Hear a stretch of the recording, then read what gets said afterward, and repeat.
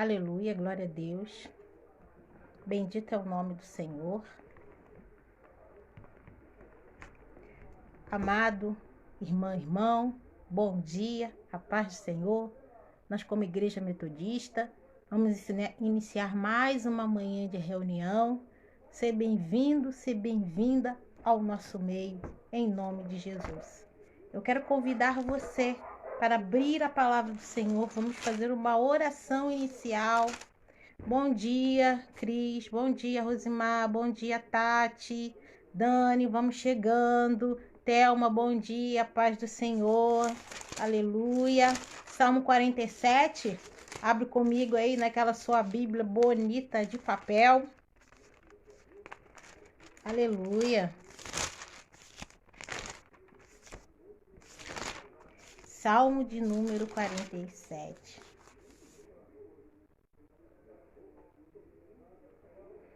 Aleluia. Amém. A palavra do Senhor diz: batei palma a todos os povos, celebrai a Deus com vozes de júbilo, pois o Senhor Altíssimo é o tremendo, é o grande Rei de toda a terra. Ele nos submete os povos e pôs sobre os nossos pés as nações.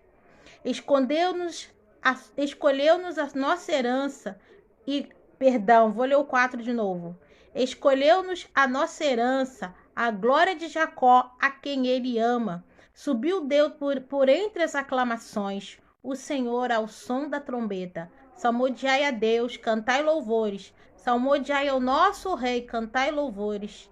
Deus é o Rei de toda a terra, salmodiai com harmonioso cântico. Deus reina sobre as nações, Deus se assenta no seu santo trono. Os príncipes dos povos se reúnem, o povo do Deus de Abraão, porque a Deus pertence o escudo da terra e ele se exaltou gloriosamente. Aleluia! Bendito seja a palavra do Senhor. Bom dia, Amanda. Bom dia, Grécia. Irmãos, eu quero destacar aqui o versículo de número 5. Subiu Deus por entre as aclamações. Quando Deus é aclamado, quando Deus é adorado, quando Deus é invocado no meio do seu povo, ele sobe. Sobe no meio dos louvores, no meio da aclamação, no meio do clamor, no meio da busca. Deus, ele se manifesta. Não é mesmo, Juliane? Não é mesmo, Márcia? Bebeto, bom dia! Gente, temos aqui um visitante na nossa classe hoje do exterior, ó. Um americanozinho brasileiro. Irmãos, ore comigo agora. Amém? Vamos aclamar o Senhor, exaltar o seu santo nome. E quando ele sobe, quando ele se manifesta, ele também responde com graça, com glória e poder. Em meio às lutas que temos passado, sabemos sim que o nosso Deus tem sido conosco. E, irmãos, só não está pior por causa da boa e poderosa mão de Deus em nossas vidas. Que o Espírito Santo de Deus possa estar confortando os corações mais pesarosos e que nós possamos permanecer agarrados nele, porque para onde iremos nós, não é verdade? Ora comigo. Senhor, muito obrigado por esta manhã. Ó Pai, que o Senhor seja agradecido. Tu és, Pai, o Deus da nossa salvação. Senhor, Tu és a nossa rocha, Tu és a nossa segurança. Ó Pai, que os nossos lábios possam glorificá-lo, exaltá-lo por tudo, Senhor, que o Senhor tem feito, por tudo que o Senhor vai fazer. Senhor, visita casas, lares nesta manhã. Ó Pai, que essa manhã seja uma manhã de esperança do Deus que se assenta no trono, não apenas para observar, para ver como que eles vão se virar, mas nos Deus que é Emanuel, que é o Deus conosco e que sempre está conosco, nos visitando. Ó Pai, que o Senhor venha renovar os nossos corações nessa manhã e que os nossos corações se encham da alegria da Tua presença, em nome de Jesus. Amém e amém. Glória a Deus.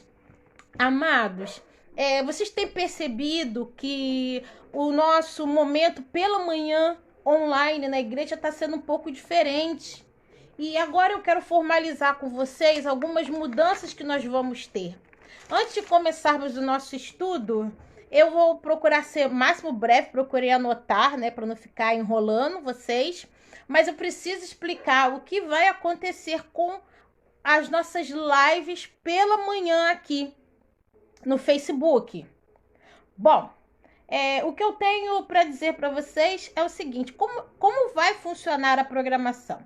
Meus queridos, todos os domingos agora, a partir das 10 horas, claro, né? Com consentimento, apoio do nosso pastor, queremos agradecer a ele, nós vamos ter estudos bíblicos. Não, eu não vou dar todos os estudos todas as manhãs, não. Nós vamos ter uma escala que vai ser transmitida online para vocês. Nós vamos ter a irmã Lília ministrando os Jarbas, a Mônica e a Thaís.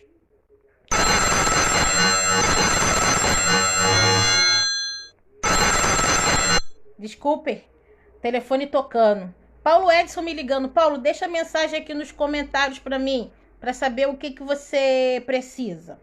Bom, vamos lá. Então, eu vou explicar para vocês como é que vai funcionar. Nós hoje vamos trabalhar o texto de Isaías. O objetivo do nosso estudo é esse. Mas, a partir de semana que vem, nós vamos estar estudando Apocalipse. Calma. O nosso objetivo não é te assustar, de você ficar com medo. Ai, meu Deus do céu, né? O que esse povo vai falar? Olha só, irmãos, muitas das vezes, quando a gente tem uma visão de Apocalipse, é uma visão fatídica e é uma visão, às vezes, de um texto. Bom dia, Catarina. Bom dia, Elizabeth. E às vezes a visão de um texto que só fala do que vai acontecer. Não, Apocalipse, ele é um livro que fala de coisas que já aconteceram. Possivelmente, quem sabe, de coisas que estão acontecendo e de coisas que no futuro vão acontecer. O nosso objetivo com esse estudo não é de te assustar, mas a gente quer quebrar alguns mitos. Que mitos? Irmãos, muita coisa publicada em redes sociais, ainda mais com o advento da internet, que é uma maravilha, mas às vezes, em algumas circunstâncias, confunde as pessoas. Eu vou dar um exemplo para você.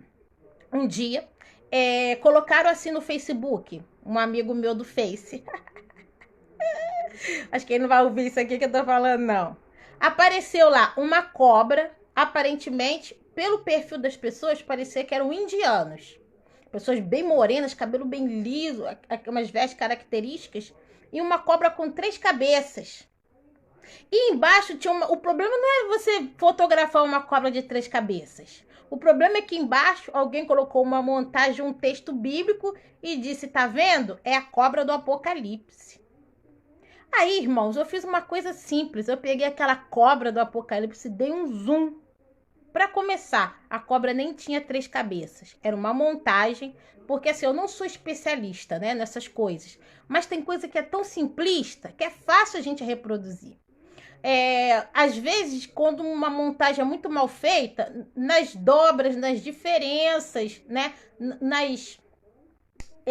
você percebe. Então, no pescoço da cobra, você percebia que um pescoço estava batendo certinho com o restante da estrutura da cobra. E os outros 3, quando eu dei um zoom, tava tudo assim, um pescoço mal acabado, mal arrumado. Ora, bolas. Irmãos, tem uma mulher aí, uma pregadora, que ela diz assim que ela é a mulher vestida de lua da Bíblia. Não vou nem falar o resto para a gente não perder tempo com essas coisas. Então, irmãos, eu acredito que talvez seja um tempo para nós, que nós possamos não aprender tudo, sim, mas termos uma visão básica de alguns pontos do que o Apocalipse é. O primeiro estudo que vai ser semana que vem, sim, serei eu que darei. Vai ser só uma introdução.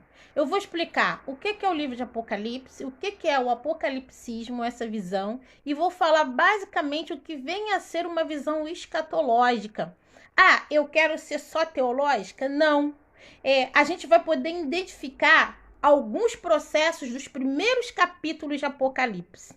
Vou fazer um panorama básico para a gente introduzir e entender melhor qual é a função desse texto, tanto quanto ele foi escrito e como ele pode ser utilizado por nós hoje, ok? Depois do domingo que vem, que vai ser quando eu vou dar o estudo, a irmã Mônica, ela sim vai se aprofundar nos textos, Só que é o seguinte, gente.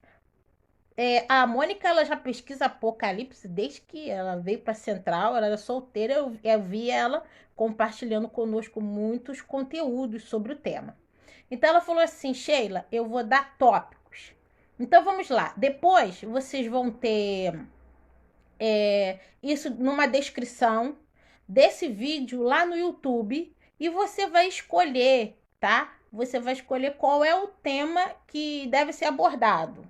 Se você está em Santa Cruz, não importa se você é evangélico ou não, mas se você está nos acompanhando, o tema que tiver o maior número de escolhas, nós vamos fazer um sorteio entre aqueles que escolheram o tema que ganhou. E você vai ganhar uma lembrancinha da nossa escola dominical. Eu vou falar aqui sobre os temas que possivelmente podem ser abordados e você vai votar. Você não precisa guardar isso, só para você prestar atenção.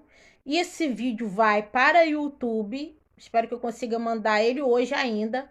E você vai entrar no canal e você vai colocar lá na barra de pesquisa do YouTube. Igreja Metodista Central de Santa Cruz. Tem que ser tudo. Se inscreve, tá bom? Você vai ver esse vídeo e aí vai ter lá na descrição esses temas e você vai dizer, eu, fulano de tal, escolho o tema tal. O tema mais votados, esse grupo de ganhadores, nós vamos fazer um sorteio para dar um brinde só, tá? Deixa eu ler aqui os temas. As 7 semanas de Daniel. Juízo dos 7 selos. O Apocalipse versus Mateus. Uma comparação. Juízo das 7 trombetas. As 2 testemunhas pregam na terra e vão para o céu. O outro tema. No céu e na terra, vários sinais e acontecimentos. O outro. Juízo das 7 taças. O reino milenar de Cristo. As bodas do Cordeiro e o juízo final.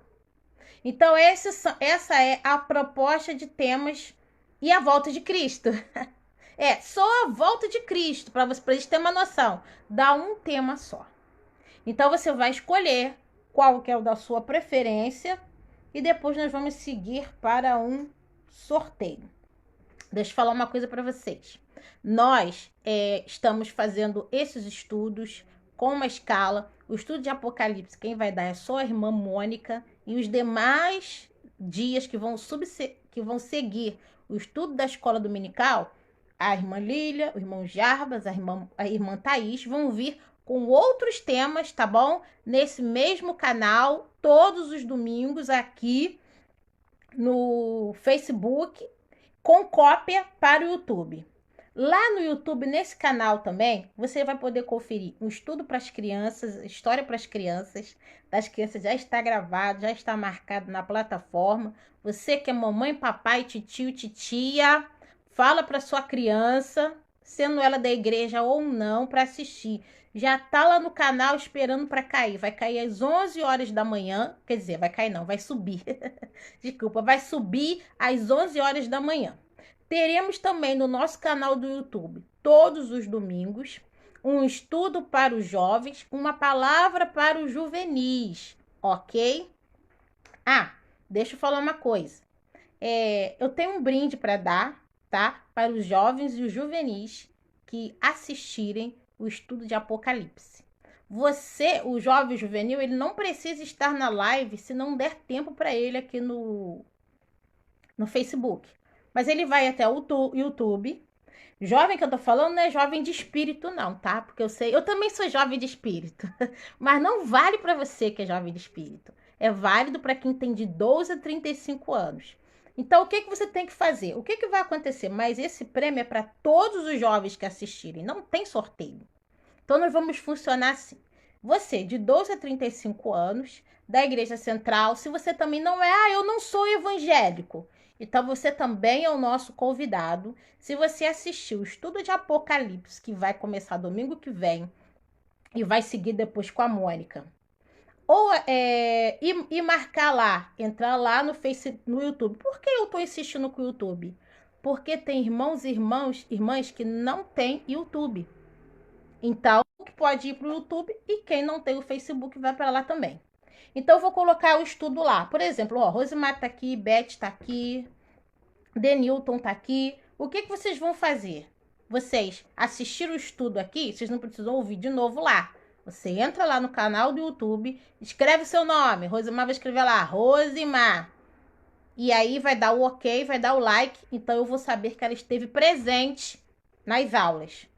Isso eu tô falando com relação aos jovens, né? Vamos dizer lá, Raquel, a Júlia. Então ela vai escrever lá, Júlia, presente. Então eu vou saber pelos comentários do YouTube quem é que está participando. Ah, por que não pode ser dos comentários do Face? Porque no Face você tem os comentários e ainda tem, ó, esses comentáriozinhos aqui que sobe que algumas pessoas compartilham, publicam alguma coisa.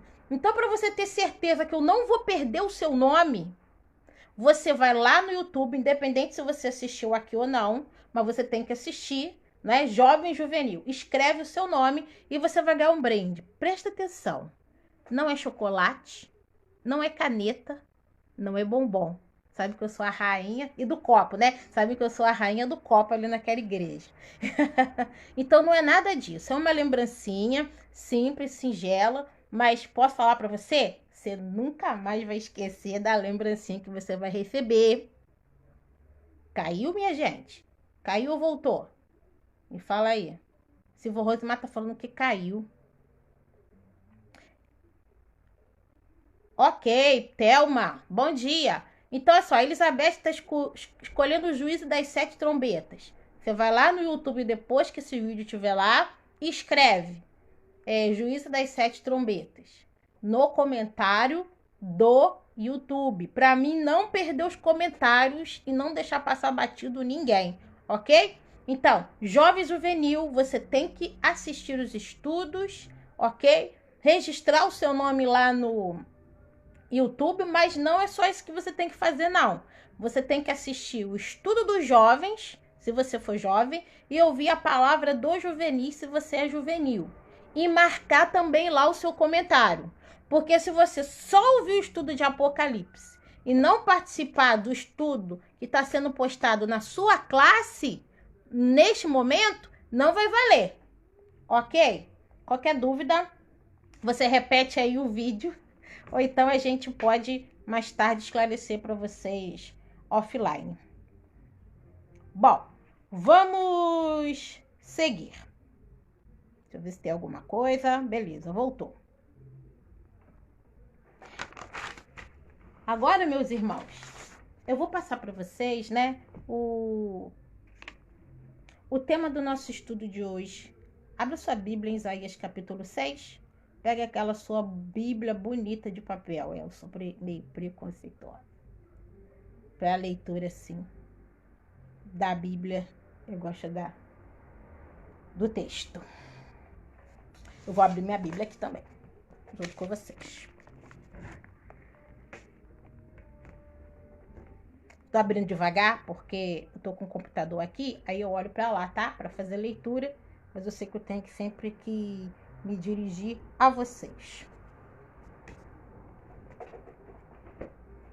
O que diz a palavra do Senhor? Vamos lá? Isaías capítulo 6. No ano da morte do rei Urias, eu vi o Senhor assentado sobre um alto e sublime trono, e as abas de suas vestes enchiam o templo. Serafins estavam por cima dele, cada um tinha 6 asas, com 2 cobriam o rosto, com 2 cobriam os seus pés e com 2 voavam. E clamavam uns para os outros, dizendo: Santo, Santo, Santo é o Senhor dos exércitos. Toda a terra está cheia da sua glória.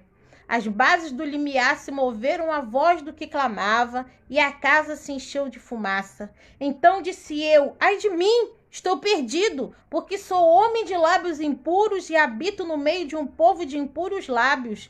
E os meus olhos viram o Rei, o Senhor dos exércitos. Então um dos serafins voou para mim, trazendo na mão uma brasa viva que tirava do altar com uma tenaz.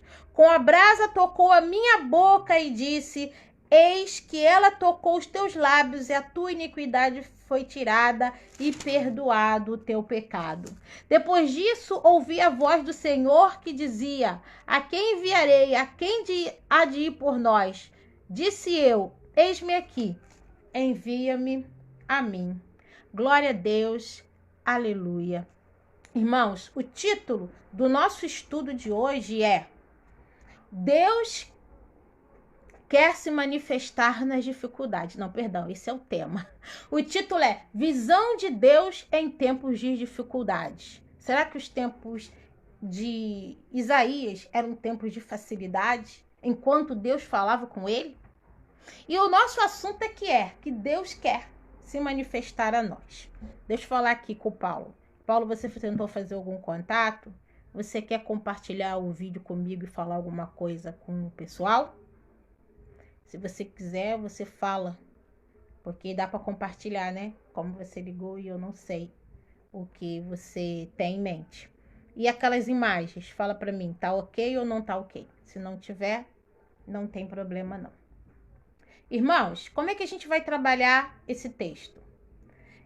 Eu vou dividir eles em 3 assuntos básicos. Primeiro, nós vamos entender o contexto. O que está por trás desse texto? O antes. E vamos fazer uma pequena análise do texto e das figuras que vão aparecer aqui.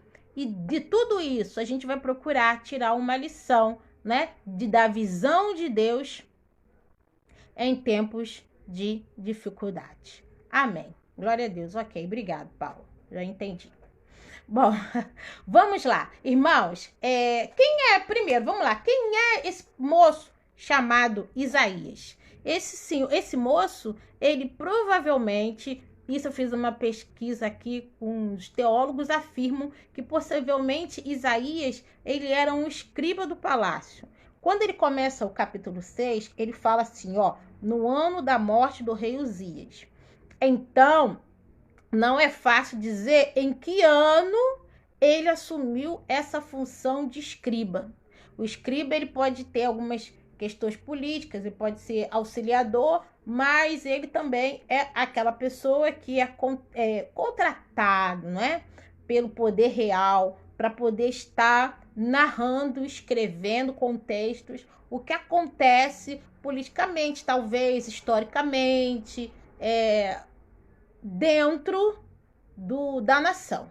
Só que vamos lá, como é que ele é um escriba, ele só pode escrever, ou ele é pago para escrever, aquilo que o rei, que a coroa, que a realeza, ou que os administradores mandam ele escrever, não é?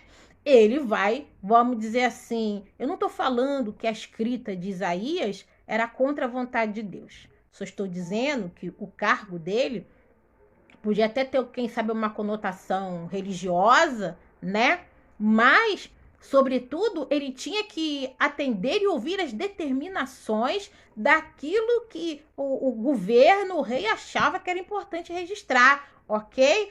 Por que eu tô falando, gente, isso? Porque muitas das vezes uma palavra profética escrita nem sempre vai estar em acordo com o poder real. Não.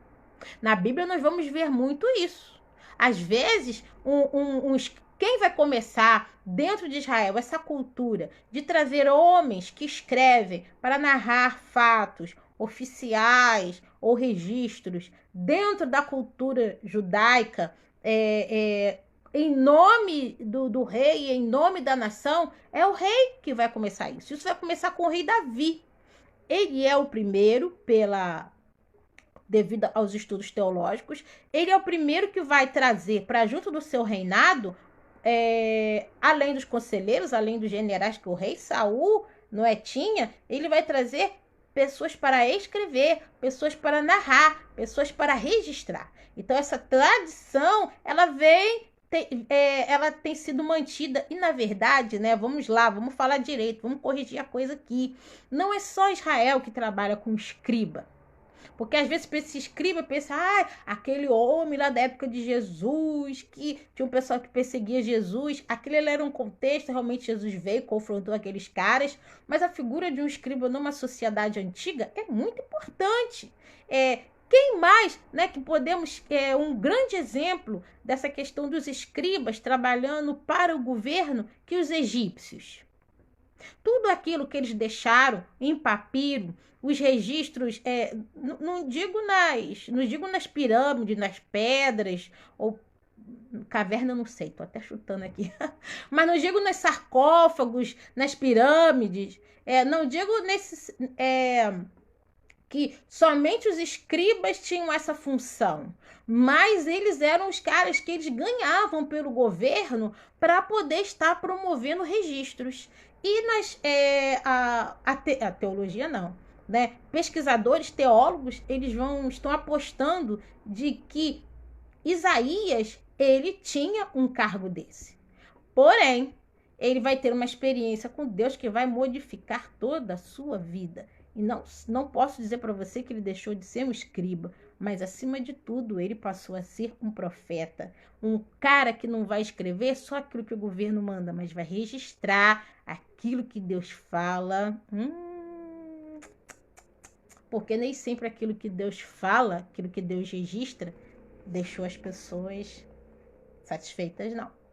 Mas talvez não passando pelo crivo de um governo, mas passando pelo crivo celestial.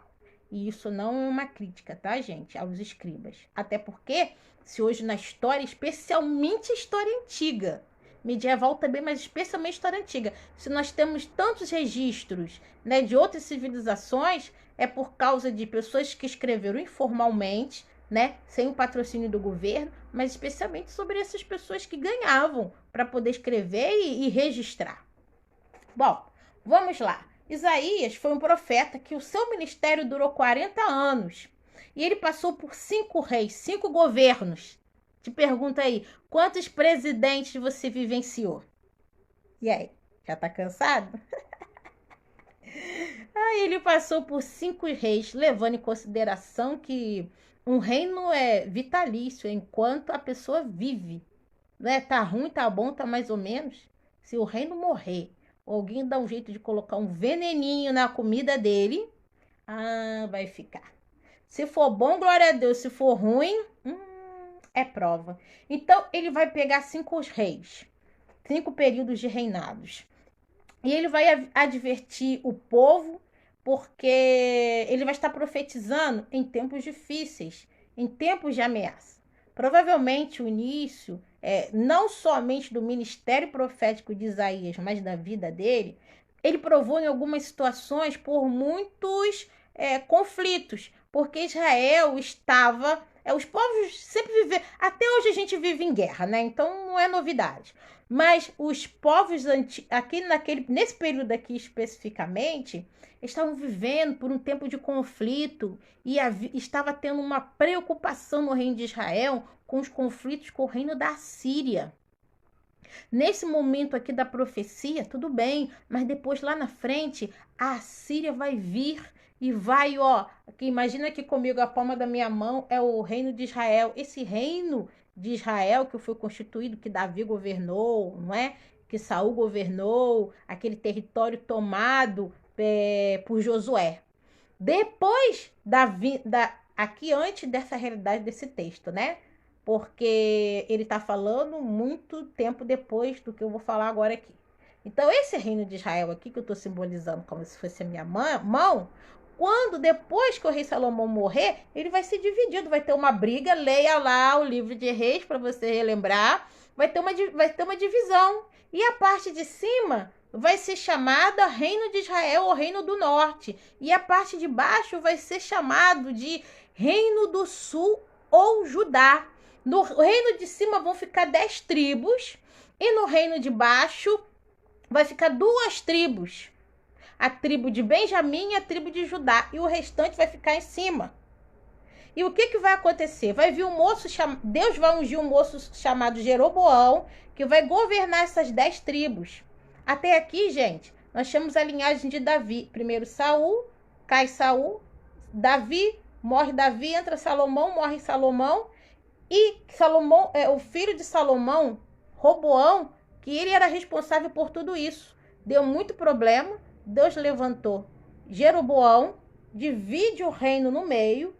Pois é, E aí o que vai acontecer? 10 tribos ficam com Jeroboão e 2 tribos com Roboão, que é o filho de Salomão, neto de Davi. E é nessa parte de baixo, que está com o neto de Salomão, filho de Davi, que está Jerusalém. E depois, anos e anos e anos depois, que vai nascer o nosso personagem aqui, que é Isaías. E os anos vão se passar e essas tribos nunca mais vão se juntar. E aqui no contexto de Isaías, o reino de cima, o reino do norte, então 10 tribos, está sendo ameaçado pela Síria. E aí, meus irmãos, depois de um tempo, eu creio que Isaías já tinha começado seu ministério profético, e Isaías vai... Eu estou falando isso por quê? Por uma coisa muito importante. Porque quando vier os assírios, finalmente, eles vão acabar com isso aqui, irmãos. Vão acabar. E o que nós entendemos até hoje, de repente, como Israel, como a Palestina, é referência. Não estou falando que aqui não tem sobreviventes, tá? Mas esse reino aqui vai acabar. E o Senhor está dizendo para Isaías, para o povo se arrepender, se colocar na posição, se quebrantar diante dele, porque senão ele viria para permitir que a destruição viesse para o reino do norte. Ok? E Deus usou muitos outros profetas. E Isaías e a sua família não provou essa destruição, porque eles estavam aqui no reino do sul. Mas quantas pessoas eles souberam que pereceram? Eu não quero fazer nenhuma, por favor, tá? Analogia, porque se fosse assim, só ia morrer quem não tem, quem Deus não está se agradando. Porque a Bíblia fala também que Deus se alegra com a morte dos seus santos. Então, para os crentes em Cristo, a morte é uma vitória e um descanso. Para nós é uma tristeza terrível, né? Eu não estou aqui fazendo apologia, não. Deus pode levar. Não, de maneira nenhuma, tá? Irmão Elcio, bom dia. Oi, pastora Cléia tá com a gente. Oba! Então, irmãos, eu não estou falando de maneira nenhuma. Não é que a morte é o símbolo, vamos dizer assim, de que, tá vendo? Você morreu porque você não tinha Deus. Não, ao contrário. Né? A Bíblia fala, não é, que nós voltaremos para o Pai. Mas nessa situação dessa história acontece isso. E por que eu falo isso? Irmãos, é muito triste receber mais notícias. Você sabe do que eu estou falando, não é? Por isso que quando o Senhor me deu essa direção, eu creio que também por isso. É muito triste ouvir mais notícia. Mesmo que aquilo não abale você, não mexa com você, você fica chateado com o que acontece na África. E não vamos ser também inocentes com o que está acontecendo ao nosso redor. E Isaías, ele vivencia isso. E não somente isso, ele é levantado aqui no reino. Não é porque o reino do sul, aonde ele vive, prevalece, que isso quer dizer que o povo também estava às mil maravilhas com Deus, não. Porque senão, Deus não teria levantado tantos profetas no reino do sul, assim como levantou Isaías para profetizar.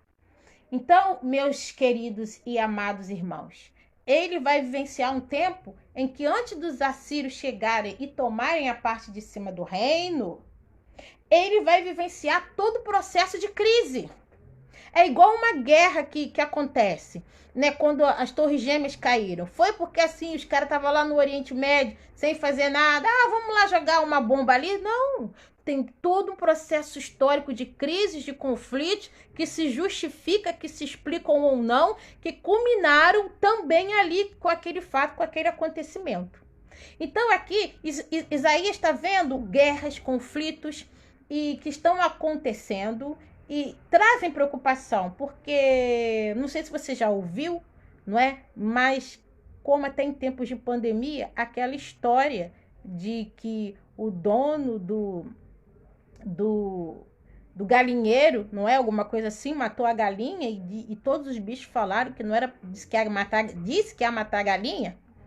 E disse que os outros bichos não se importaram porque todos eles falavam que não era um problema deles. Como essa questão da pandemia que estamos vivendo hoje é problema de todo mundo. Muitas coisas nós não podemos fazer, mas muitas coisas nós podemos fazer e sabemos o que. Então, uma ameaça tão próxima poderia trazer também preocupações para o povo que Isaías estava vivenciando e o povo que ele representava também. Mas enfim, né? Além dessas dificuldades, que são dificuldades políticas, mas que tem a ver com o espiritual, sim, não é porque é o povo de Deus, irmãos, né? E ele tinha essas dificuldades na sociedade, não só fora. Os problemas de Israel não eram, beijo pro Saulo. Os problemas de Israel não eram só a questão exterior, de um reino que queria invadir, mas era interior. Porque nós vamos ver ali, do capítulo 1 ao capítulo 5, o profeta, mesmo no meio do reino que sobreviveu durante um tempo ainda, ele vai dizer que esse povo é um povo corrupto moralmente. Meus queridos, quantas vezes, né, nós somos os primeiros a apontar os políticos, mas às vezes somos os primeiros a dar mau testemunho ou temos uma vida dissoluta, tanto quanto aquelas pessoas.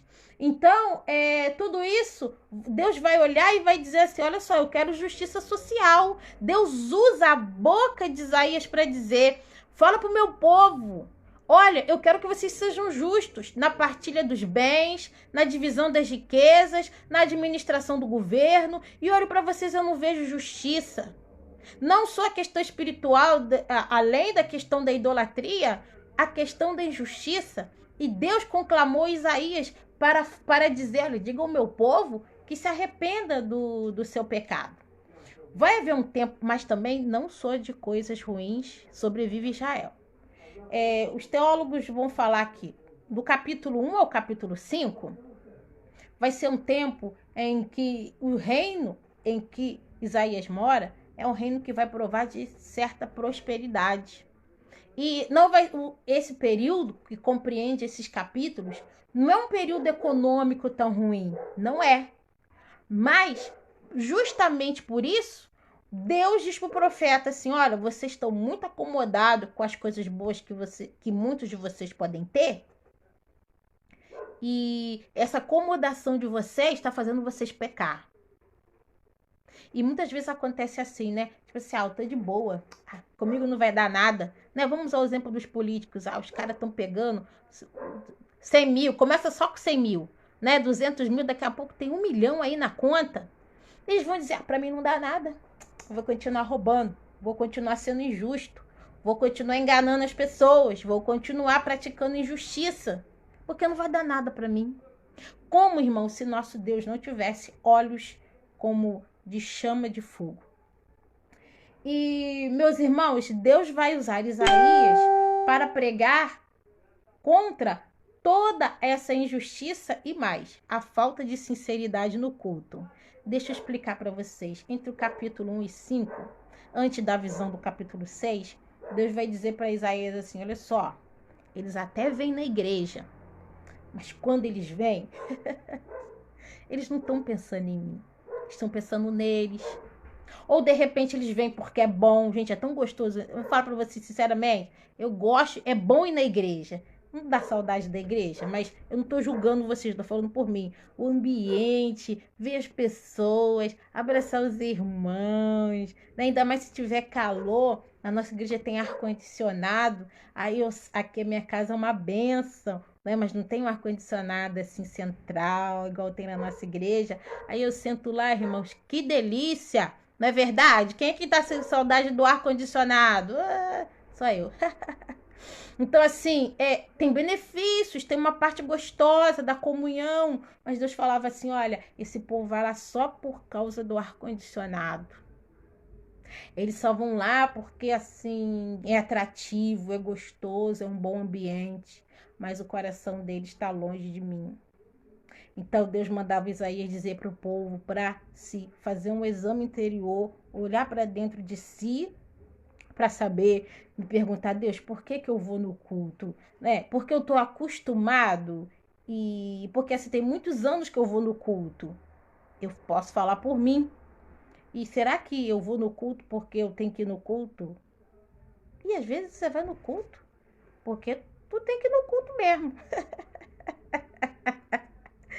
Eu vou no culto porque tem alguém me esperando, eu combinei, não é? Com a Ângela. E eu tenho que estar lá. E E Deus me pergunta, né? Você está sentindo saudade da igreja, Sheila? Por que você vai no culto?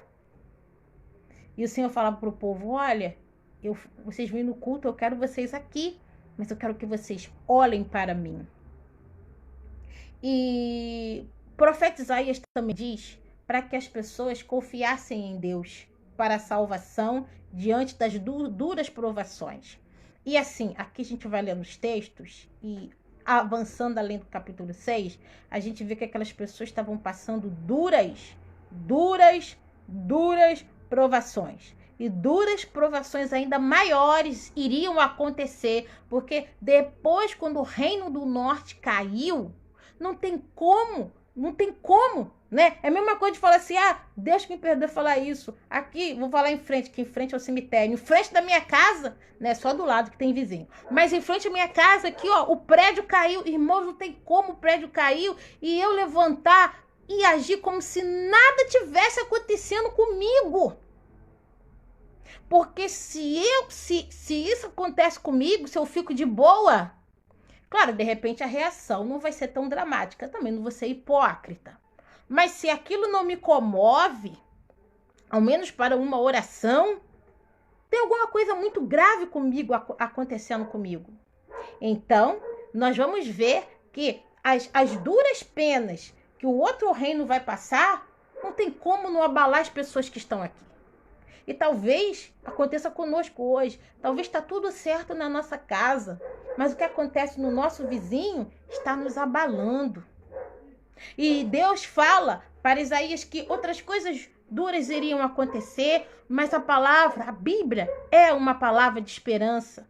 Apocalipse é uma palavra de esperança e não só de juízo. Os profetas não são só uma palavra de juízo, mas são uma palavra de esperança.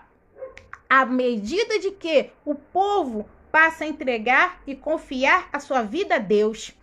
E o profeta, Deus está falando assim para o profeta Isaías, fala para esse povo que o que eles estão passando, eles vão se precaver, eles vão preparar o exército, eles vão preparar a estratégia de guerra, eles vão fazer toda a rota de fuga, mas diga para esse povo que a salvação deles vem de mim.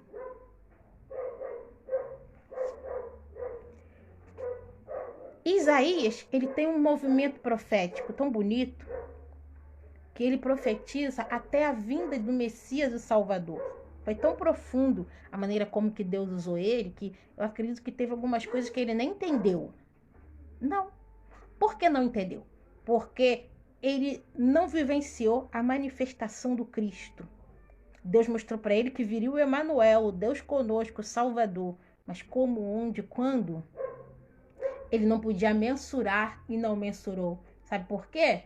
Porque a palavra de Isaías foi para um povo posterior.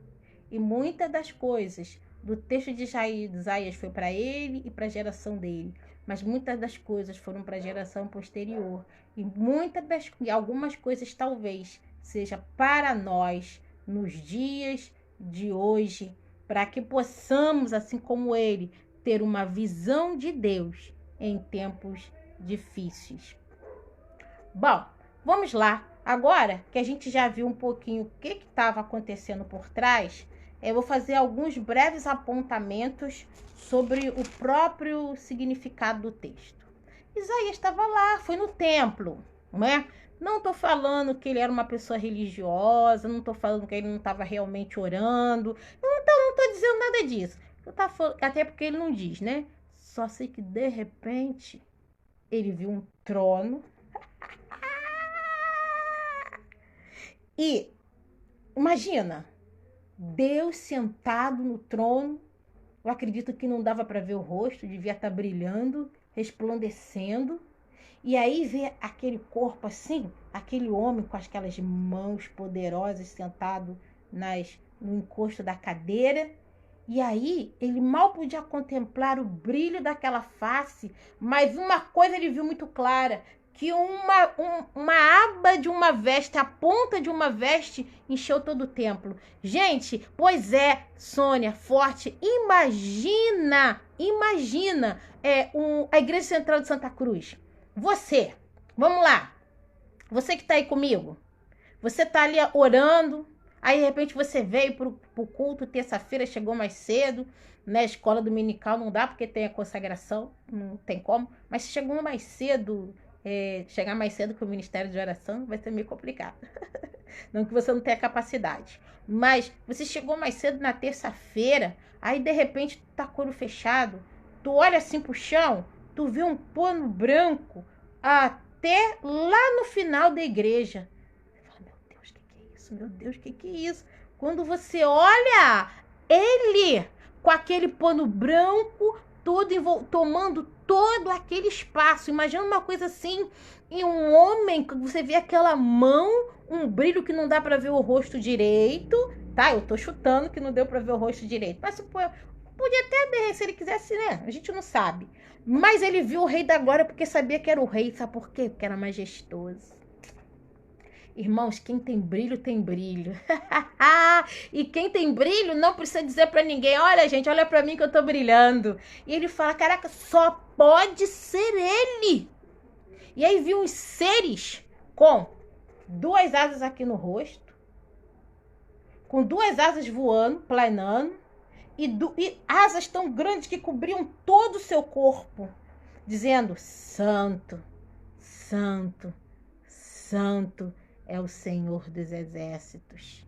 Só que esses seres são anjos e eles estão pegando fogo, pegando fogo, pegando fogo, pegando fogo, pegando fogo. E talvez, olha só, quando a gente está diante de uma fogueira, se ela for muito forte, você consegue ver claramente a fogueira?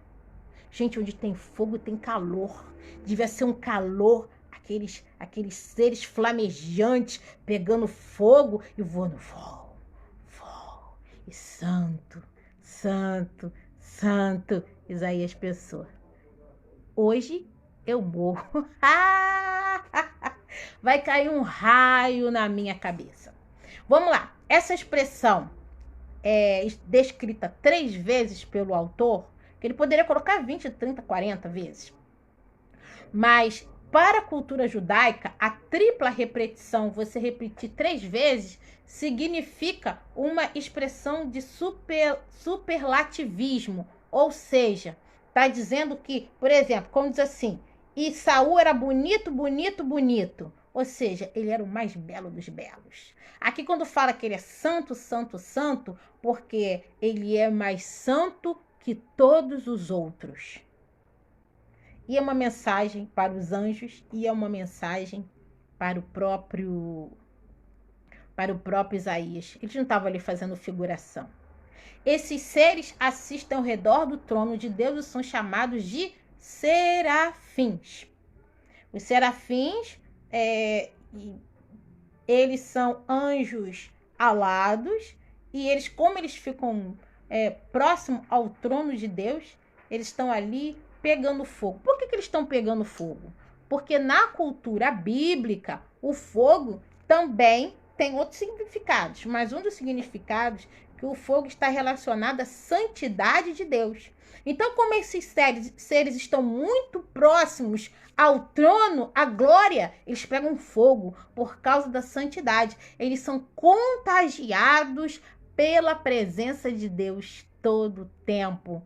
Tanto que eles não podiam contemplar a face do Senhor e falavam uns para os outros, santo é o Senhor dos exércitos, santo é o Senhor, santo é o Senhor, porque não dava para contemplar. Então eu creio, imagino, tá? Desculpa aqui a minha hermenêutica exagerada, pastora Cleia, pastor Géder, mas Deus falou assim, anjo, vocês não vão olhar não, mas eu vou deixar Isaías olhar um pouquinho minha face, para ver como é que é.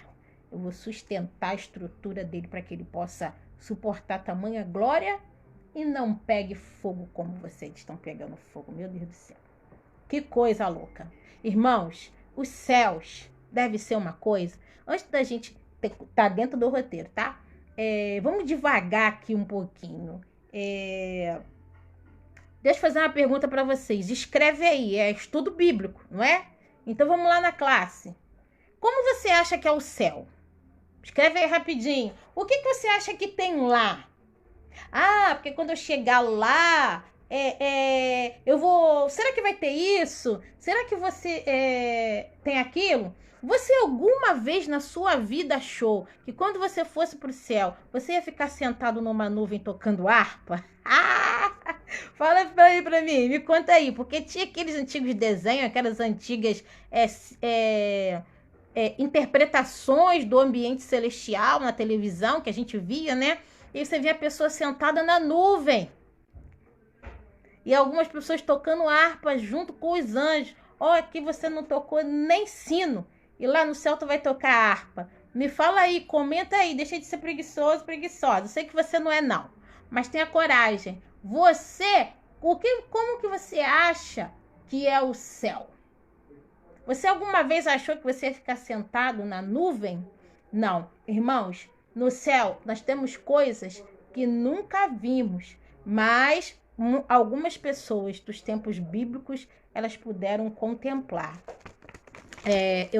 Eu acho bem bacana e eu quero compartilhar aqui com você o texto de apóstolo Paulo em 2 Coríntios, capítulo 12, do 1 ao 5, que ele não diz que é ele, mas ele dá a dica que é ele.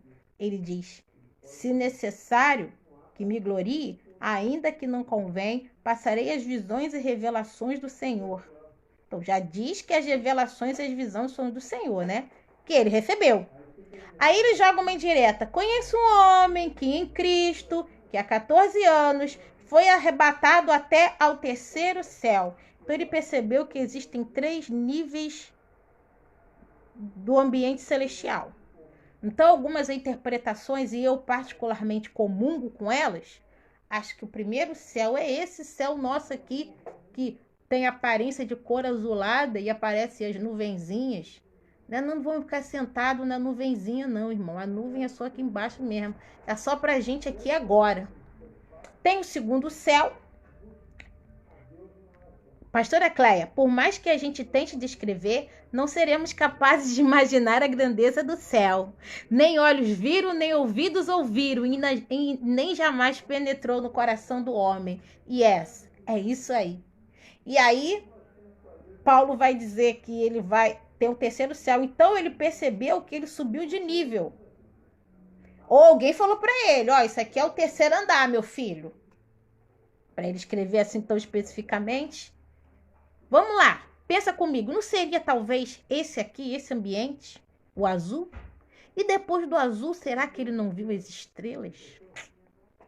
E aí, depois que ele viu as estrelas, desculpa aqui a minha hermenêutica, ele entrou num tubo e ele caiu num lugar inexplicável. Se no corpo, sei que tal homem, se no corpo ou fora do corpo, não sei, Deus o sabe, foi arrebatado ao paraíso e ouvi palavras inefáveis. Então no terceiro céu tem um paraíso. O que seria um paraíso para você? Aos quais não é lícito ao homem referir. Eu não sei se ele estava dizendo que ele não podia falar ou se não dava para contar, como diz a pastora Cleia. É como que, mas não é. Parece com, mas não é. Parece roxo, mas não é roxo. Quantas vezes você mesmo não teve uma revelação assim? Que você olhava e Deus te mostrou um negócio que parecia amarelo, mas não era amarelo. Que parecia um rolo descendo do céu, mas não era um rolo descendo do céu. São coisas assim que fazem parte da criação de Deus. Algumas coisas, irmãos, não saberemos só no futuro. Mas algumas coisas Deus permitiu que os seus servos pudessem registrar para que nós pudéssemos ter um vislumbre do que é o céu. Quer ver um exemplo? As visões do Apocalipse. Capítulo 4. Um homem chama João e fala assim: vem para cá, que eu vou te mostrar umas coisas. E ele, do trono de Deus, e ele vê coisas, ele não vê só Deus, ele não vê só o trono, ele vê coisas que estão no ambiente celestial. E assim não, né? Mal comparando, mas as visões foram dadas para João, ele não estava na colônia de férias, passeando. Ele estava, coitado, exilado numa ilha. E aí a gente vai fazer nessa introdução, falar um pouco sobre as possibilidades desse exílio, um pouco sobre as possibilidades das condições dele e um pouco sobre as possibilidades qual o sentido dessa mensagem que Deus vai mandar ele transmitir. E em meio a essa glória em que João é levado, a glória desce para se encontrar com Isaías. Deus fala assim, não vou trazer ninguém aqui não, eu mesmo vou lá. Desculpa que eu tô doida, né? Mas assim, gente, Deus desceu com o trono dele. Deus desceu com o trono dele e falou assim, serafins, vocês que estão comigo, acima das estrelas, o lugar mais alto no céu é o trono de Deus. Então, sinal que no céu, o terceiro céu, tem outras coisas embaixo do trono. Será que tem? Não sei. Só sei que o lugar mais alto, porque o próprio Satanás falava assim, subirei e serei semelhante ao Altíssimo. Ele já estava no céu. Então, tinha algum lugar que Satanás queria subir, que naquele lugar era o trono de Deus, e aonde estão os serafins queimando, dizendo santo, santo, santo.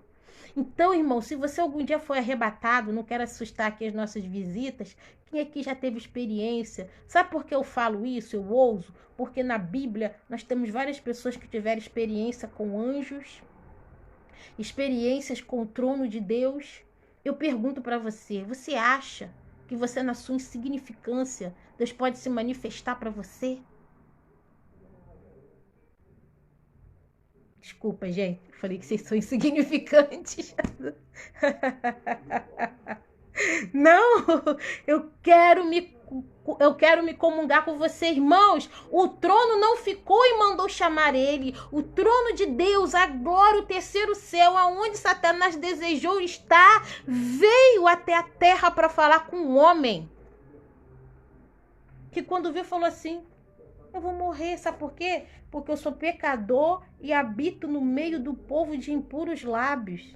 Então Deus não vem para encontrar, irmãos, com os santos, que já são santos porque nasceram santos, porque a santidade fluiu deles. Não.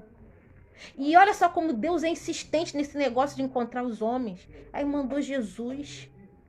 Só que a santidade e a glória dele, para alguns, é muito difícil de reconhecer, porque não veio com raios e trovões, né? E as bases do trono e tal. Porque muitas das vezes Deus vai se manifestar a nós de maneira sobrenatural. Não tô querendo assustar você não, tá? Falando de apocalipse, de trono que vai descer. Eu espero que você durma essa noite. Mas eu estou dizendo isso porque é o anseio de Deus de se aproximar das pessoas. Oh, irmãos, enquanto nós, muitas das vezes, estamos fugindo do nosso Criador, como crianças rebeldes e mimadas, fugindo do Pai Celestial. Então, irmãos, vamos lá. Vamos voltar aqui, né? Eu quero falar, estudo bíblico, né? Vamos falar aqui um pouco sobre os serafins. A Bíblia fala que eu não vou fazer estudo de anjos. Gente, daria um estudo de anjos. Estava meditando, lendo algumas coisas. Poxa, é muito interessante. Mas porque nos céus existem muitas coisas, inclusive os anjos. Isso daí, não sei vocês, mas ver se eu tiro um tempinho para trazer à memória o estudo dos anjos, porque em que sentido? Hebreus capítulo 1, 14 fala assim, não são todos eles espíritos ministradores enviados para serviço a favor dos que vão herdar a salvação? Eu quero deixar bem claro aqui para você que não me conhece, que assim, eu não quero criar aqui, até porque depois o pastor vai me colocar no banco, né? Fazer aqui a doutrina da idolatria aos anjos, porque existem alguns movimentos religiosos que dão aos anjos um ibope que nem eles estão querendo. e trazendo para os anjos, colocando sobre eles uma visão mística que não foi conferida a eles. E eles não têm esse objetivo, esse propósito. Eles são seres celestiais que estão a serviço de Deus para servir ao Senhor para as nossas vidas, mas desde que haja uma autorização expressa de Deus. Irmão, anjo que faz gracinha no céu, sabe o que acontece com ele, não sabe? Então o anjo não vai, agora eu vou lá que eu tô afim, passear, dar um rolê. Não tem isso. O Senhor manda e eles obedecem. Quantos de vocês aí, me fala e sinaliza aí, eu sei algumas pessoas aí, quantos de vocês já viram anjos na igreja? E anjos são seres ministradores que estão a serviço. E eles vão fazer o que Deus manda. Se você, de repente, conhece alguém que faz algum tipo de ministração envolvendo anjos, primeiramente, para que esses anjos possam estar seguindo uma direção de um homem, primeiro, a direção passa por Deus, desce do Espírito Santo que está no homem, o homem vai ouvir o Espírito de Deus e ele vai falar aquilo que está coligado à Trindade, e aí sim os anjos vão obedecer. Por quê? Não por minha causa, mas por causa do poder de Deus. Porque se eu estiver alinhada com o céu, os anjos vão. Eu sou um bobo, não. Se eu não estiver alinhada com o Senhor, eles caem fora. Pastora Cléia está dizendo, kkkk, eu sempre digo que Gabriel vai passar na terra para trazer boas notícias. Vem dar um coro na corona. Amém. Em nome de Jesus.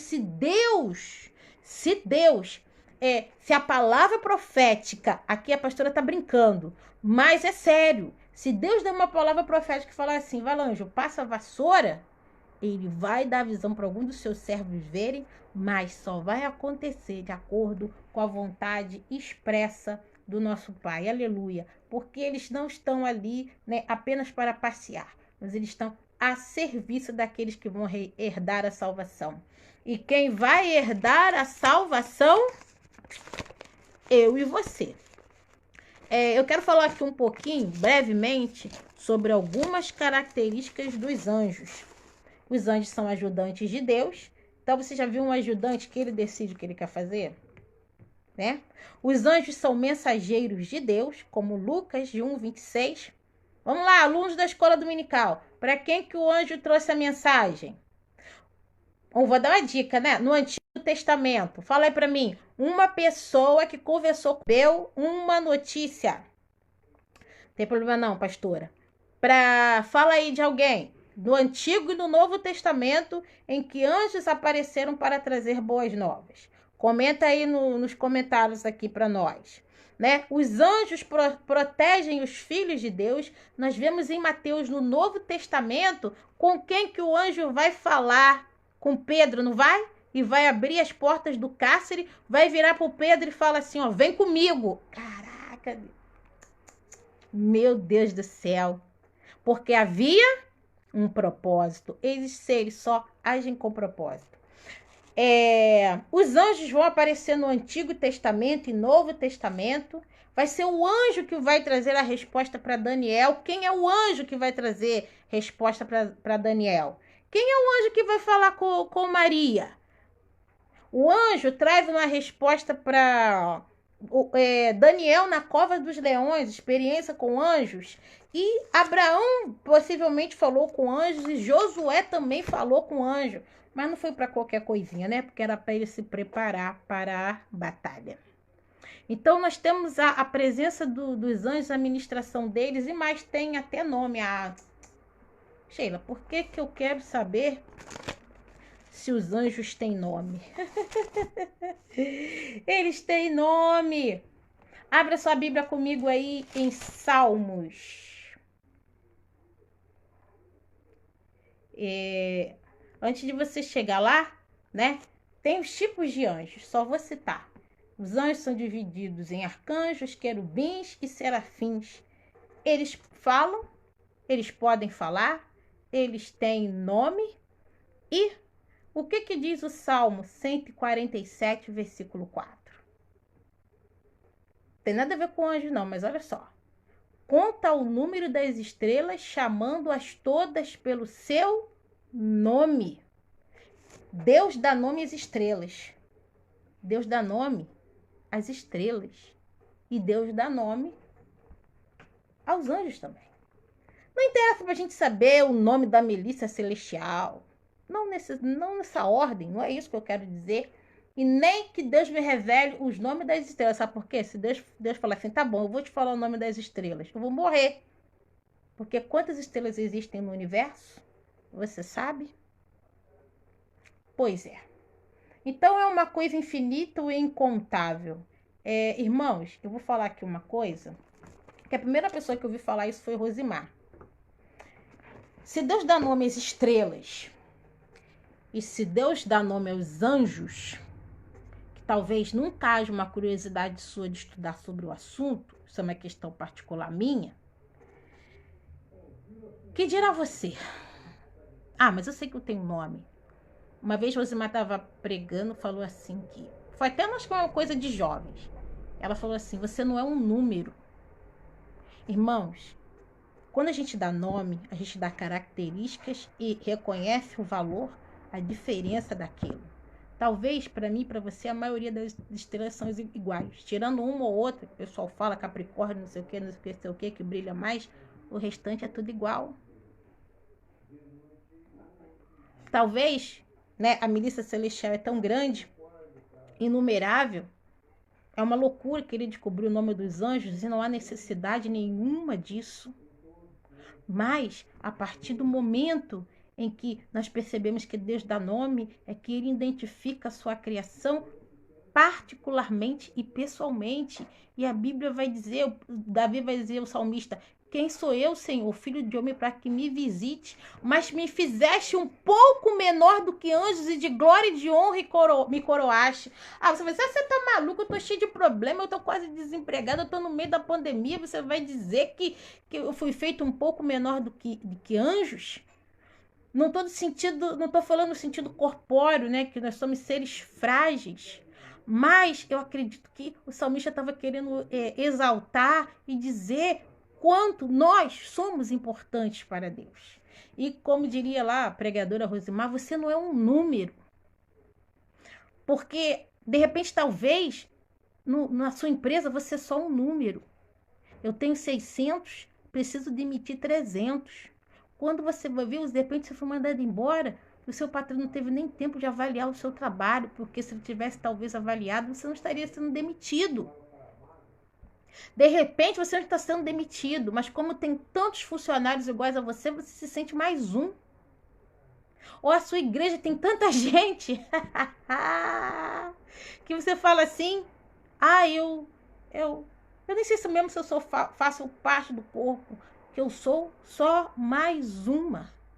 Não, Deus nos conhece individualmente, pessoalmente, de forma personalizada. Porque grande é o poder de Deus. Na nossa limitação, nós comparamos Deus com os homens, limitados em seus, não só na sua sabedoria, mas como nos seus afetos. Quando eu descobri essa palavra na Bíblia, sabe por quê? Porque os afetos e os sentimentos de Deus são diferentes dos homens. Por mais que eu goste de você, talvez eu não consiga corresponder ao sentimento que você tem por mim. Olha, eu nem sei qual é o sentimento que você tem por mim. Talvez, de repente, você tenha uma expectativa com um amigo, com uma amiga, com uma pessoa que você gosta, mas você sente que essa pessoa... Não é que não gosta de você, mas gosta mais do outro.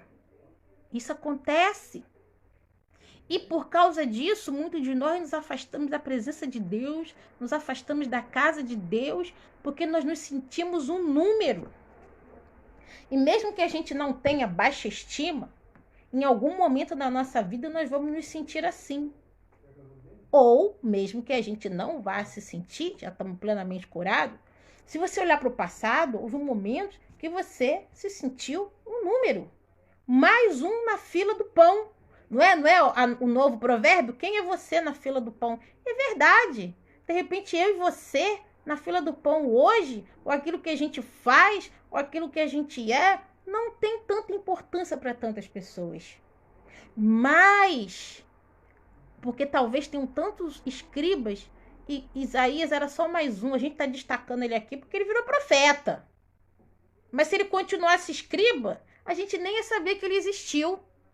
Não porque ele não tivesse valor para Deus, mas a glória e a grandeza de Deus e que elevou o nome dele como uma referência. Não sei como ele se sentia diante do templo, mas quando ele contemplou a glória de Deus, ele viu que ele era especial. Nós vamos vencer, porque assim, tem pessoas que têm sérios problemas com a identidade, tem pessoas que tiveram sérios problemas com a identidade, mas alguns de nós, eu estou me incluindo, às vezes a gente, mesmo que já tenha muitas coisas curadas, às vezes a gente entra em crise. E muitas das vezes nós vamos olhar para o lado e nós vamos olhar outras estrelas igual a nós, outros anjinhos igual a nós. Ah, tudo é a mesma coisa, então eu sou mais um na fila do pão mesmo. Mas quando nós contemplamos a glória do excelso, nós é que vamos perceber a nossa importância por causa do olhar dele, por causa da atenção dele. A gente só entende quem nós somos de verdade quando a gente se aproxima de Deus como Isaías se aproximou. Eu duvido que quando ele olhava para o espelho ou para o reflexo da água, que ele se viu igual. Porque ele vê Deus, vai mudar a mentalidade que ele tem sobre Deus. Mas mexeu com a mentalidade que ele tinha sobre ele mesmo e mais, mexeu até com a função dele. Não que ser escriba fosse uma coisa ruim, eu acho muito importante ter escriba, mas ele percebeu que Deus tinha algo mais para ele. E talvez ele, quando ele escreveu lá no ano da morte do rei Uzias, ele vivia no palácio, conflito, briga, não sei o quê, confusão, intriga, articulação política, e algumas articulações são importantes que você tem que negociar. E aí, quando ele vai no templo, eu acho até que ele estava sozinho naquele dia, ele fala, meu Deus, tem uma coisa mais do que isso aqui tudo que eu estou vivendo. Poxa, eu que achava que eu era, eu é que achava que eu era beneficiado porque eu tinha um bom emprego trabalhando no palácio. Descobri algo mais grandioso e mais glorioso do que um palácio. Aí eu volto àquela pergunta que eu fiz para vocês antes. Você acha mesmo que na sua insignificância você poderia ver coisas como Isaías viu? Você acha mesmo que Deus poderia se manifestar a você? Ainda mais talvez num período crítico como estamos vivendo? E Isaías foi um homem que viveu em momentos... não vou tanto nem dizer aquela guerra final derradeira que destruiu parte da nação, o Reino do Norte, mas viveu tantos problemas políticos enquanto ele exercia o seu cargo acontecerem, né, e que traziam preocupações. Você acha que nesse momento de preocupações, de problemas políticos, de pandemia, Deus pode falar com você? Porque Isaías disse, então disse eu, ai de mim, estou perdido, porque sou homem de lábios impuros, habito no meio de um povo de impuros lábios, e os meus olhos viram o Rei, o Senhor dos Exércitos. Ele viu em parte, então, isso daí é minha interpretação, mas ele viu o suficiente para ter a certeza de quem que ele estava olhando. E mais, sem Deus falar assim, sou eu que estou aqui. Meu Deus do céu. Esse sabe se apresentar, né? Ai, meu Deus do céu. Tem um corinho de fogo que fala assim, profeta que é profeta, ele não precisa dizer que ele é profeta. Deus apresenta ele. É um corinho de fogo, pentecostal. Mas assim, ele olhou e falou, não pode ser outro, o Senhor dos Exércitos. Sabe o que ele se sentia? Diante da glória? Insignificante, pecador. Ele tinha algum problema. Eu não sei se ele falava a palavra torpe. Eu não sei se ele maldizia as pessoas, amaldiçoava as pessoas. Só sei que, mesmo sendo frequentador do templo, ele sabia que a boca dele estava suja e sabia que o povo que convivia com ele tinha a boca suja. Às vezes não é nem daquilo que seria um palavrão, mas de tanto desejar as coisas ruins para os outros. Quantos de nós, às vezes, irmãos, né? Abrimos a nossa boca para outras coisas que tirar por mim, não é para abençoar. E talvez ele falou assim, nossa, eu tô abrindo a minha boca pra caramba aqui, né? E falando coisas para muitas pessoas, né? E o povo que convive comigo faz a mesma coisa. E o que que Deus fez? Aí ele falou, agora eu vou morrer. Mas lá, o que ele não sabia é que tinha uma palavra de vida para ele. Mas aí o anjo veio com uma tenaz e tocou, com uma brasa de fogo e tocou. Será que ardeu? Será que queimou? Mas o anjo vira para ele e fala assim, olha só, seus pecados estão perdoados. Por causa de quê? Porque ele é santo? Não, por causa do reconhecimento de quem Deus era, de quem ele era, mas ao mesmo tempo que ele é tocado, ele é marcado, talvez ele foi queimado, ele foi valorizado. Porque, gente, você não desce, às vezes você não consegue coisa mínima, você chega na loja lá, eu quero falar com o gerente, você telemarketing, você fala assim, eu quero falar com o teu supervisor, ele não chama. Por quê? Porque você não tem prestígio, porque eu também não tenho. Agora o rei da glória vai descer para falar com o ser humano, sendo que ele poderia deixar um recado todos os dias, como dizem Isaías, o Senhor quer falar conosco. E o negócio estava difícil, estava ruim, e Isaías foi chamado por Deus para dizer que Deus queria dialogar, conversar com o povo, Deus queria manifestar a sua glória, Deus queria trazer as suas novidades em meio às dificuldades. Bom, vamos para a última parte, que é as nossas lições para a vida. Quantas coisas nós poderíamos ainda tirar do texto de Isaías? Toda a interpretação não saiu daqui, desse momento, que eu espero realmente que tenha sido precioso para você, mas é só uma palhinha, só uma meditação. Mas das muitas lições que nós poderíamos tirar, eu quero destacar que Isaías frequentava o templo, era escriba, porém o momento exigia que ele visse Deus de uma outra maneira. Qual é o seu cargo? Qual é a sua função? Eu tenho função na igreja, eu tenho cargo. Quer que eu fale para vocês meus cargos? Não precisa não. Mas será que com tantos cargos eu não precise que nesse tempo eu veja Deus de forma diferenciada? Eu não estou falando para você que eu vou ter uma visão do céu, que você é arrebatada, e se for menos do que isso eu não aceito. Não. Até porque, lembrando as palavras de uma colega minha, Isaías, o livro de Isaías, que tem 66 capítulos, se eu não me engano. Escola dominical aí, quem sabe? Quantos livros tem, quantos capítulos tem o livro de Isaías? 66. Então, dentre esses 66 capítulos, Deus estava falando com ele. Mas talvez, quem sabe, nunca mais ele teve uma revelação como ele teve no capítulo 6. Ele teve muitas revelações. Quando caminhamos de glória em glória, vai haver momentos, irmãos, de fogo e glória, de cair, de ter visão, de ver anjo, de voar, de saltar. Mas haverá momentos em que Deus vai falar conosco de maneira muito simples na nossa casa, no nosso quarto, sem arrepios. E que Deus sempre possa estar falando conosco através do estudo da sua palavra, porque há tempo para todas as coisas. E talvez hoje pela manhã você teve uma experiência arrebatadora com Deus. Eu não tive, não. Mas que a palavra dele, não porque eu estou falando, né? Porque é tendencioso também, né? Sou eu que estou dando estudo. Mas que a palavra dele possa falar comigo e com você todas as manhãs, todos os dias. Que nós possamos ter revelações poderosas, mesmo que a gente não veja o trono de Deus descer na terra. Precisamos ser uma igreja que crer que Deus pode descer na terra com um trono e botar lá no altar da igreja central e todo mundo sair voando.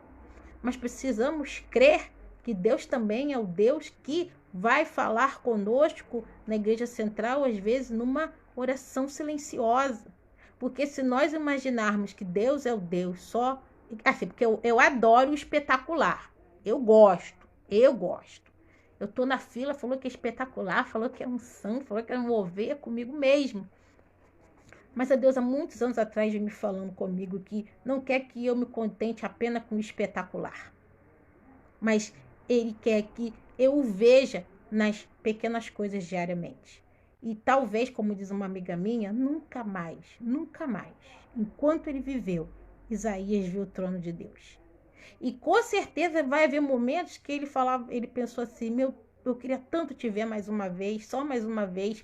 Pode ser que tenha visto, mas pode ser que não. Mas pode ser que Deus tenha enviado uma outra maneira de manifestar a sua glória, o seu poder na vida de Isaías. Sim, porque senão vamos apenas imaginar que Deus vai manifestar sua glória só quando tudo está muito bem, numa boa. A partir do momento que contemplamos Deus com o nosso coração, mais do que ter uma visão transcendental que a gente pode tocar e ver e sentir, queimar e arder, nós sentimos o nosso coração contemplando Deus, vendo Deus e, acima de tudo, ardendo por Deus. Porque na época de Jesus, muitas pessoas viram Jesus cara a cara, face a face, mas não acreditaram que ele era o Senhor. Por isto que é uma atitude que vale ser externamente, mas principalmente que vale ser internamente. E se Isaías visse a glória de Deus, reconhecesse que era pecador, mas falava, mas eu vou continuar assim mesmo. Então, de pouco iria valer para ele aquela experiência maravilhosa que ele estava tendo com Deus. Por quê? Porque não frutificou para a própria vida dele, mas quando ele fala assim, eu estou errado, ele está fazendo igualzinho Zaqueu. Ele não só botou Jesus na casa dele, Jesus não só colocou os pés lá e comeu e falou e deu gargalhada e abençoou e renovou a imunidade daquelas pessoas que estavam ali respirando o mesmo ar que Jesus. Mas aquelas pessoas também, Zaqueu também, provou da glória de Deus dentro dele. Aleluia. Glória a Deus. Ver Deus de outra maneira. Por quê? Porque Deus é bipolar, tem múltiplas personalidades? Não. Porque ele tem multiformas de agir. Trabalhando um homem que falou que tinha uma boca suja de alguma maneira e deu para ele uma boca restaurada e deu mais, deu uma boca de profeta. E o que será que Deus quer despertar em nós nesta manhã? Porque aquele encontro de Deus com Isaías foi um despertamento. Ele caiu na real. Não estou dizendo que ele não acreditava em Deus, mas com certeza ele viu que Deus era mais poderoso do que ele imaginava, porque só a beirada, aba é beirada, só a beirada do vestido, do pano dele cobriu o templo inteiro. Devia ser muito pano, muito pano, muito pano, muito pano, muito pano, muito pano. Ele poderia dizer assim, todas as vestes cobriram o templo. Todas as vestes. Mas ele não falou isso, ele falou a aba, falou suas beiradas. Imagina o Espírito Santo falando assim para ele, tá vendo esse pano aqui? É pouco, é pouco, é pouco. Eu tenho muito mais. A minha veste é muito maior. A minha veste é muito maior. Meu Deus do céu. Ai, Jesus. Será possível, com esta dificuldade, né, que nós estamos vivendo hoje, Deus pode fazer algo novo em mim e em você? Não estamos congregados, não podemos ir à igreja. Não, porque Isaías viu que ele estava no templo. Mas talvez, possivelmente, ele deve ter caído no chão. Não, você vê um negócio desse, você não fica em pé. Então, eu estou imaginando aqui que ele estava sozinho lá. E aí ele viu aquilo tudo. Não teve introdução, não teve prelúdio, não teve pós-lúdio. Ele é o alfa, o ômega, o início e o fim. Ele é. Falei assim, não, peraí, o prelúdio aqui, o pós-lúdio sou eu, meu filho. Ele é a consumação dos séculos. E de tudo que pode vir a acontecer dentro do estudo que vamos começar do Apocalipse, o começo é ele e o final é ele, está na mão dele. Não no sentido de falar assim, meu Deus, estamos fritos, estamos na mão de Deus, não. Quando nós contemplamos o Senhor dia após dia, a gente vai vencer, o Espírito de Deus vai vencer nos nossos temores e até mesmo os nossos temores de nos encontrarmos com Deus. De repente, temos um encontro com Ele e Ele falar coisas que a gente não sabe se a gente vai aguentar ouvir. Mas ele assim o faz para se aproximar de nós para não para nos fulminar, mas para renovar o nosso relacionamento. O livro de Apocalipse é uma perspectiva, às vezes assustadoramente que parece, mas para renovar, para despertar e para renovar relacionamentos entre Deus e o seu povo daquela época e o povo de hoje. E aí ele vai ver o Senhor. Ele vai contemplar o Senhor, ele vai ter uma visão de Deus em meio à dificuldade. Talvez não a dificuldade dele, porque ele tinha um bom emprego. Ele trabalhava no palácio, ele era escriba, pelo menos o almoço dele estava garantido. Ele comia lá das rebarbas da comida do rei. Então não estava ruim para ele não, irmãos. Talvez não estava ruim para ele não. Mas Deus tinha uma visão acerca dele muito diferente dele mesmo. Tanto para o lado positivo quanto para o lado negativo. Não, estou bem, estou feliz, sou abençoado, trabalho no palácio, frequento o templo, tá tudo bem. Quando ele viu o rei, ele falou, nossa, eu não estou tão bem assim não. E aí vem a palavra de esperança, que em meio àquela brasa ardente, Deus falou, o teu pecado foi tirado. Aí vai falar assim, tá ardendo? Mas agora, meu filho, é que você tá bem. Ah, irmãos, que coisa. Às vezes, quem sabe, momentos para nós ruins, mas que nós estamos ali diante do trono de Deus, com nossos corações prostrados diante do Senhor, aí Deus olha pra gente e ri e fala, não de deboche, né? Mas com aquele olhar paternal, dizer, meu filho, agora é que tá bom, antes estava ruim, e você achava que você estava de boa. Não estava não, meu filho. Agora é que o negócio ficou bom. Não é fácil, irmãos. Sentimos o fogo de Deus nos purificando, nos queimando. Se é fogo, se queima, se arde, aproxima sim, atrai, mas se queima e arde, não é algo muitas das vezes agradável. Porém, entretanto, é a nossa salvação, é a nossa esperança. Algumas vezes as palavras de Isaías para o povo tem muita palavra de consolo, de conforto que nós podemos utilizar. Mas o próprio Deus, quando pergunta para ele quem vai por mim, Isaías fala, eu vou. Aí ele fala, meu filho, vai ter momentos que a palavra que você vai dar vai ser boa, mas não vai ser fácil não. E vou te dizer mais, nem sempre a turma vai querer. Para finalizar, se Deus se manifestar, quando Deus se manifesta, a glória, independente da expressão dessa glória, a revelação, porque tudo que Deus fala conosco é novidade de vida, e o próprio nome diz, se a revelação é uma coisa que a gente não sabia ou não percebeu, mas muitas das vezes há confronto, que é a parte que se eu pudesse eu pulava, e há amor, há perdão de Deus para nossas vidas, e há uma chamada de Deus. Isaías, em tempos de dificuldade, quando ele recebe a visão de Deus, a visão traz para ele uma reflexão de quem Deus é. Não que ele não acreditasse em Deus, mas ele viu Deus de uma maneira que ele não imaginava.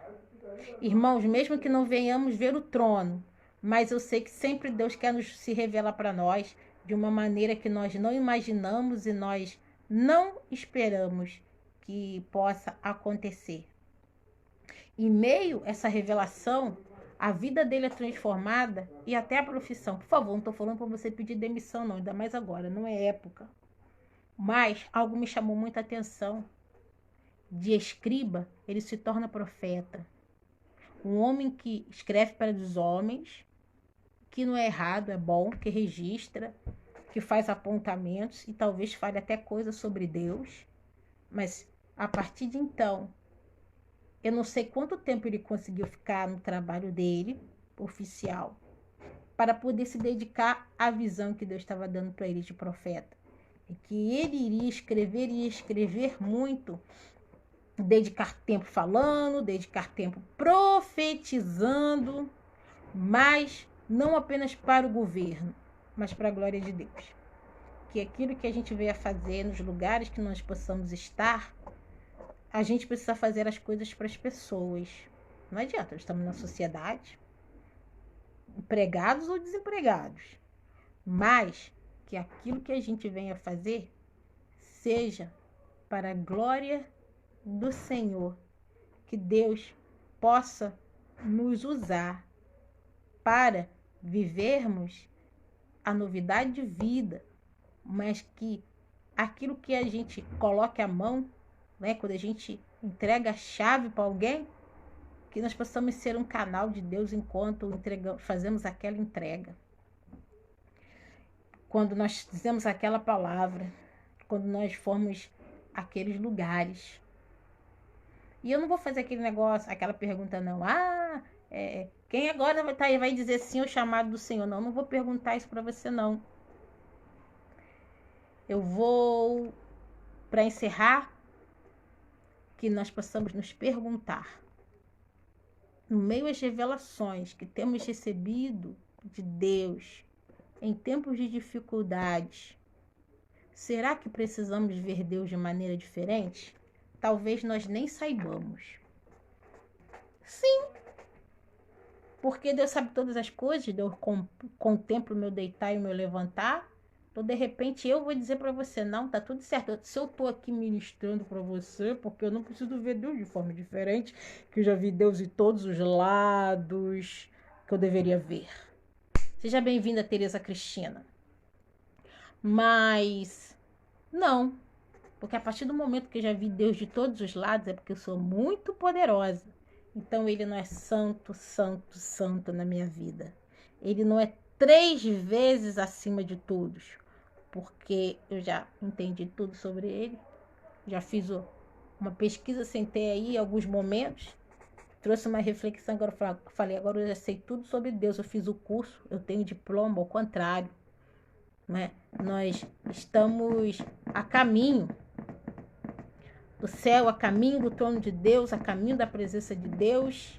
E nesse tempo e nesse momento, nós, eu e você, veremos Deus de maneira diferente. O Brasil, as nações verão Deus de maneira diferente. Povos, pessoas estão vendo Deus de maneira diferente. Como precisavam, mas nem sabia que precisavam. Isso não é uma vergonha, porque nós somos seres limitados. E com o passar do tempo dos dias, Deus vai se revelando a nós de maneira extraordinária. Amém? Vamos orar a Deus. E o motivo da nossa oração é que o Espírito Santo de Deus possa continuar falando aos nossos corações e que fale de maneira diferente para aqueles que ainda não ouviram a sua palavra. Que nesses momentos em que as trombetas estão tocando, as pessoas possam ouvir. Que isso, Sheila? Quer que o povo escuta a trombeta do Apocalipse? Se Deus quiser colocar, pode tocar. Mas independente disso, até porque, né, alguém pode dizer assim, mas não é Deus não, foi só o vizinho lá com o saxofone dele lá, sei lá, com o trompete dele. Mas independente disso, que espiritualmente haja em nós o discernimento espiritual que vai além das crendices de uma sociedade, mas que está conectada à revelação e à palavra de Deus para nós em tempos difíceis. Amém? Ore comigo. Que bom que você ficou até o final. Que Deus te abençoe. Semana que vem nós vamos começar o estudo de Apocalipse, a introdução, depois segue com a irmã Mônica. E depois, em nome de Jesus, eu não volto não, tá? Aqui. Porque os outros professores vão estar compartilhando as suas mensagens. Ok? Lembrando, já subiu lá na plataforma Estudo para as Crianças. E vamos ter uma mensagem para os jovens, para os juvenis. Me ajude, vocês 14 aí, me ajude. Curta, compartilhe e mande as mensagens para o pessoal poder ouvir que os nossos irmãos estão enviando os estudos. Hoje é um dia importante. Dia 24 de maio é o dia que a gente conta sobre a experiência religiosa de John Wesley. O dia do coração aquecido. Eu vou fazer um estudo e deixar lá, não vou transmitir aqui não. Eu vou deixar lá na plataforma do YouTube, eu vou pedir depois para os irmãos fazerem a propaganda e eu vou fazer esse estudo. O ideal, eu acho, que seria eu falar sobre Wesley hoje pela manhã, mas eu senti um desejo tão ardente, tão forte, de que fosse Isaías, Isaías. Acho que se eu não falasse isso, né, pela misericórdia de Deus, eu não sei. Eu não sei. Então, irmãos, você que vai dizer, testificou no teu coração, te abençoou, que o nome do Senhor seja exaltado, porque eu vou ter mais certeza ainda, eu creio, né, que foi Deus que me direcionou para dar esse estudo, embora se eu amo metodismo, história do metodismo, Wesley, me apaixono por essas coisas. E eu sei que hoje era o dia fundamental para falar sobre isso, mas o meu coração, minha mente não estava pedindo. Mas eu não vou deixar de fazer, eu vou colocar lá na plataforma, eu vou fazer propaganda e você assiste lá, tá bom? Vamos orar? Estamos encerrando. Querido Deus, poderoso Pai, muito obrigado por esta manhã, que aqui passamos na tua presença. Ó Espírito Santo, Espírito Divino, tu és o nosso grande ensinador. Ó Deus, tu és o nosso guia, o nosso bom pastor. Senhor, eu sei que a cada manhã as tuas misericórdias se renovam e o Senhor quer nos atrair com as tuas cordas de amor para nós, que possamos nos permitir ser atraídos. Senhor, neste momento, ó Pai, que talvez, não é, as trombetas estejam tocando, não quer dizer que o Senhor vai voltar no final do ano, mas quer dizer que devemos nos preparar para um reencontro com o nosso Senhor, em que, ó Deus, o teu povo será recebido na sua santa glória celestial. Ó Deus, e aqueles que partiram em Cristo receberão o seu galardão também. Senhor, que podamos estar preparados, que naquele grande dia o Senhor venha dizer, eu não conheço você. Ó Pai, que naquele dia o Senhor não venha dizer, Sheila, eu não te conheço. Aí eu vou dizer, mas Senhor, eu dei um estudo na live. Aí o Senhor vai dizer, eu não te conheço. Pai, que assim não seja comigo, assim não seja com cada um de nós. Eu te peço, ó Pai, manifesta a tua glória no momento de dificuldade. Manifesta a tua glória para aquelas pessoas que não te conhecem. Senhor, existe ainda alguma coisa nova que queres dizer para nós nesses dias? Existe alguma novidade? Existe alguma revelação? Dá-nos a tua visão da tua glória, dá-nos a visão do teu poder, da tua majestade. Senhor, eu te peço em nome de Jesus, ó Pai, se alguns assim da tua vontade for, eleva, Senhor, algumas pessoas às alturas celestiais. Aleluia, glória a Deus, para contemplar a tua face, Senhor. Ó Pai Santo, Deus poderoso, eu te peço que o Senhor visita os lares, ó Pai, de cada um brasileiro, de cada um na face dessa terra nesta manhã, e que eles possam ter a visão da glória. Senhor, que visão é essa? Eu não sei, mas a visão da glória nos mostra quem você é, quem realmente somos e como o Senhor nos vê, não apenas como um número, Senhor, porque o Senhor não vê como um número nem as estrelas dos céus, ó Pai Santo, até os anjos deste nome, que dirá nós que o Senhor falou na tua palavra, que por um pouco somos menor do que os anjos e de glória e de honra nos coroastes, independente do valor da roupa que estamos vestindo. E, ó Pai, que eu peço que o Senhor nos ajude a valorizar o nosso irmão. Pai, eu não posso valorizar as pessoas como você valoriza, mas eu sei que eu posso melhorar. Pai, que o Senhor venha me ajudar. Espírito Santo de Deus, em nome de Jesus, ó Santo e poderoso Deus, inunda-nos com a tua glória, assim como o Senhor fez arder aqueles anjos que declaram santo, santo, santo, santo, Senhor Deus Todo-Poderoso, a terra está cheia da sua glória. Deus, não há ninguém como tu entre os homens e nem entre os seres celestiais. A ti a honra, a glória, o domínio, o louvor e a riqueza por todos os séculos. Amém e amém. Glória a Deus. Dani, Jair, Elaine, Catarina.